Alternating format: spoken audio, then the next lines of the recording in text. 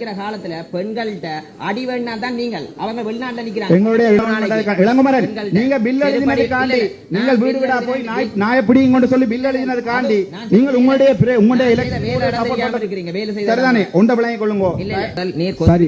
வேலை செய்திருக்கணும். நீர் எனக்கு படிக்க எம்பிபிஎஸ் அவரோட மாஸ்டர் 2 செய்திருக்கேன்.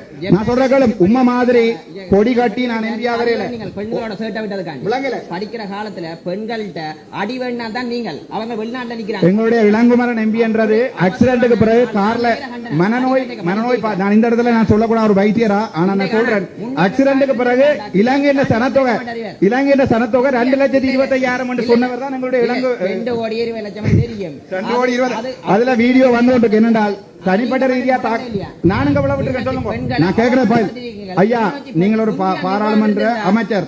நான் கேட்கிறது பிரச்சனை தான். நான் மக்களுடைய பிரச்சனையை கதை கேட்கல. எங்களுடைய இளங்குமரனுக்கு இது கதைக்கிறதா இருந்தா நான் மக்களுடைய பிரச்சனையை மட்டும்தான் கதைக்கிறேன். மைக்கடி பாடுங்க அவங்க 2 பேரும்.